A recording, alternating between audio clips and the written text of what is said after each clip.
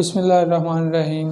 अस्सलाम वालेकुम अज़ीज़ तलबा, आज हमारे पास बायोलॉजी का फ़र्स्ट ईयर का तीसरा लेक्चर है। स्टूडेंट्स, स्टार्ट करने से पहले आपको याद होगा, मैं आपको रिमाइंड करवाता चलूँ, पिछला जो लेक्चर हमने किया था वो था लेवल्स ऑफ बायोलॉजिकल ऑर्गेनाइजेशन।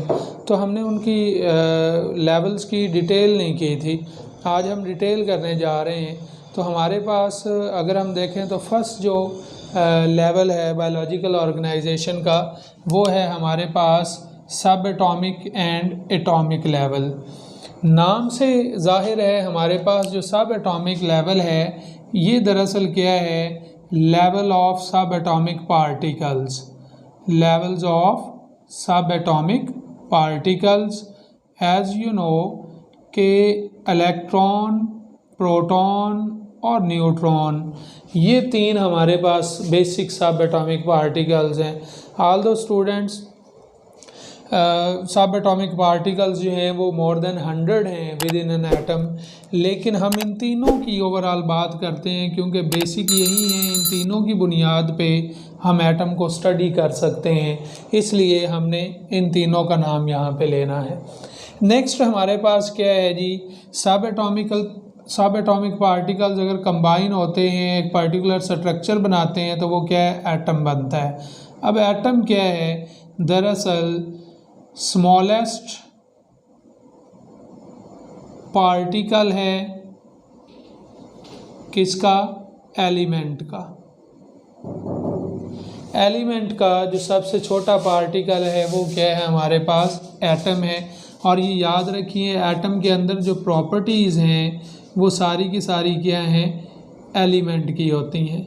जब प्रॉपर्टीज़ इसकी हैं तो हम कह सकते हैं एटम जो है वो दरअसल क्या है, एलिमेंट का रिप्रेजेंटेटिव है।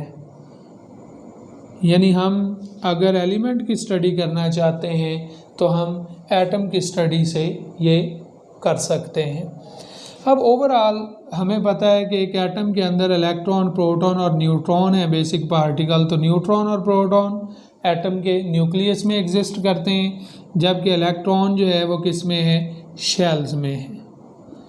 सो ये हमारे पास लेवल नंबर फर्स्ट था, सब एटॉमिक पार्टिकल लेवल और एटॉमिक लेवल। नंबर 2 पे हमारे पास जो लेवल है वो है मॉलिक्यूलर लेवल। स्टूडेंट्स, एटम्स आपस में कंबाइन होते हैं और वो क्या बनाते हैं जी, मॉलिक्यूल्स। और ये याद रखिए, ये कम्बिनेशन डिफरेंट बॉन्डिंग के ज़रिए हो सकता है आयोनिक बॉन्डिंग हो सकता है कोवेलेंट बॉन्डिंग हो। सो हम डिफ़ाइन कर सकते हैं एटम्स कंबाइंस थ्रू आयोनिक और covalent bonding to form a molecule. Molecule जो है वो मोर स्टेबल स्ट्रक्चर है। अब ये जो मॉलिक्यूल हैं, मॉलिक्यूल आगे डिफरेंट टाइप्स के हो सकते हैं। दो तरह की कैटेगराइजेशन हम कर सकते हैं मॉलिक्यूल की।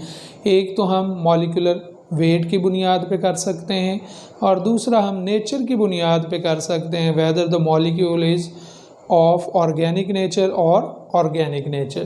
तो हम फर्स्ट देखते हैं, हमारे पास फर्स्ट टाइप्स जो हैं वो माइक्रो मॉलिक्यूल हैं। As the word micro indicates, low molecular weight molecules जो हैं वो हमारे पास क्या कहलाएंगे, माइक्रो मॉलिक्यूल्स।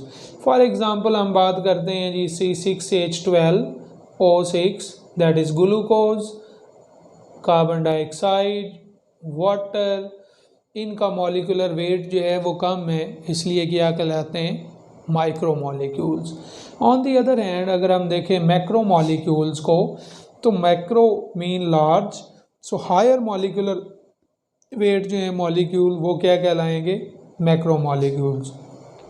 फॉर एग्जांपल आप इसमें ऐड कर सकते हैं स्टार्च, सेलुलोज और इसी तरह के दूसरे मॉलिक्यूल्स। जब हम दूसरी टाइप पे आते हैं जो कि हम नेचर वाइज देखते हैं कि इसमें मॉलिक्यूल्स के अंदर कार्बन, हाइड्रोजन है या दूसरे एलिमेंट्स हैं, तो फर्स्ट टाइप है हमारे पास ऑर्गेनिक मॉलिक्यूल्स। और ऑर्गेनिक मॉलिक्यूल्स क्या हैं, the molecules that contains carbon and hydrogen, and obviously आपने स्टडी किया होगा डेरिवेटिव्स भी हम इनके कह सकते हैं। तो ये ऑर्गेनिक हैं, और ऑर्गेनिक मॉलिक्यूल्स की example such as proteins, carbohydrates, इसी तरीके से आप लिपिड्स ऐड कर सकते हैं, न्यूक्लिक एसिड ऐड कर सकते हैं, ये सारे ही क्या हैं, ऑर्गेनिक नेचर के हैं। जबकि दूसरी टाइप अगर हम देखें इनऑर्गेनिक की, तो इनऑर्गेनिक मॉलिक्यूल्स में हमारे पास molecules other than carbon and hydrogen, ये हम इनऑर्गेनिक कहेंगे। लाइकवाइज वाटर, कार्बन डाइऑक्साइड, ये क्या हैं, इनऑर्गेनिक मॉलिक्यूल हैं। स्टूडेंट्स अगर हम तीसरे लेवल पे जाएं तो मॉलिक्यूल से हायर लेवल जो है वो है हमारे पास organelle level. Higher level of organization है as compare to molecular level. ये हम क्या कह सकते हैं, मॉलिक्यूल्स अपने आप को अरेंज करते हैं in a particular fashion to form a structure. अब ये जो स्ट्रक्चर है ये क्या है, सब सेलुलर स्ट्रक्चर है that performs a specific function. अब सब सेलुलर स्ट्रक्चर है तो इट मीन्स सेल से ये छोटी है, और दूसरा काम क्या है इसका कि इसने स्पेसिफिक फंक्शन करना है। फॉर एग्ज़ाम्पल हम बात करते हैं माइटोकॉन्ड्रिया की, तो mitochondria is associated with the respiration and ribosome की अगर हम बात करते हैं तो वो हमारे पास क्या है, प्रोटीन सिंथेसिस के लिए। इसी तरीके से डिफरेंट टाइप ऑफ ऑर्गेनेलीज हैं जो एग्जिस्ट करते हैं यूकैरियोटिक सेल में, and some of them also exist in prokaryotic cell. तो जो भी ऑर्गेनेले होगा उसका कोई ना कोई पर्टिकुलर फंक्शन होगा।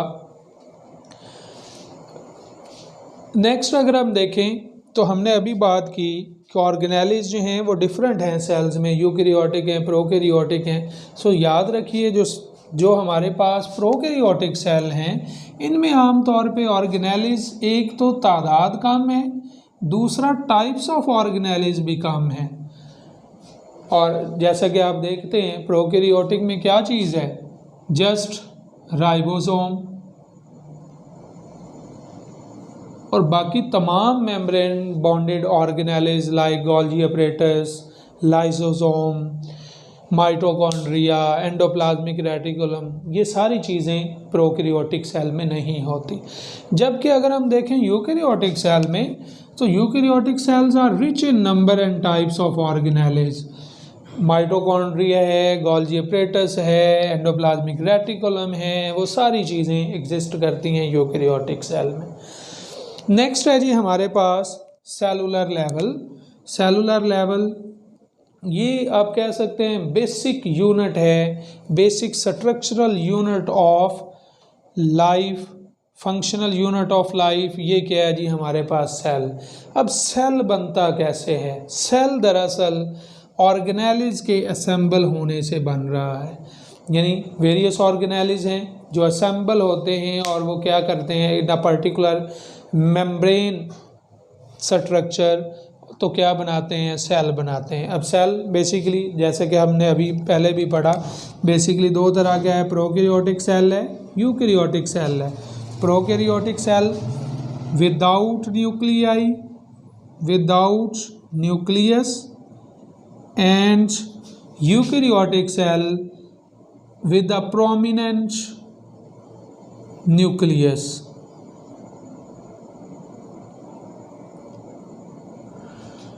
अब स्टूडेंट्स देखें बेसिकली प्रोकैरियोटिक सेल जो हैं वो मोनरन्स में हैं, किंगडम मोनरा, और बाकी जो चारों किंगडम है हमारे पास, kingdom Plantae, Animalia, Fungi, Protista, ये चारों ही क्या हैं, यूकैरियोटिक।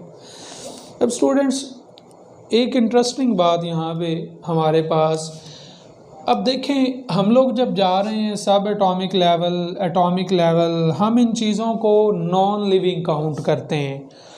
तो इन चीज़ों के मिलने से आप देख रहे हो मॉलिक्यूल बन गया है, लिविंग मॉलिक्यूल बन गया है, उसके बाद ऑर्गेनेली बन गया है, ठीक है। अब बेसिकली नॉन लिविंग थिंग्स हैं, लेकिन जब हम सेल पे आते हैं तो सेल के अंदर जो प्रोटोप्लाज्म है हम उसे लिविंग काउंट करते हैं। ये प्रोटोप्लाज्म लिविंग कैसे हो गया,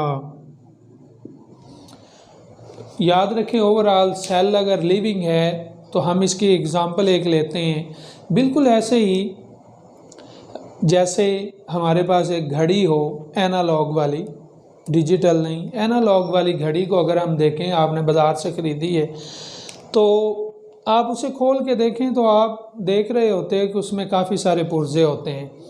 आप उसे खोल के दोबारा जोड़ते हैं, सारे पुर्जे लगाने के बावजूद अगर आपने एक भी पुर्जा गलत लगाया है तो इसका मतलब क्या है कि उन व्हील एंड एक्सल या पुर्जों की आपस में इंटरेक्शन नहीं हो पाएगी, जिसके बदले में वही घड़ी जो आप चलती हुई बाज़ार से लेके आए हैं वो बेकार है।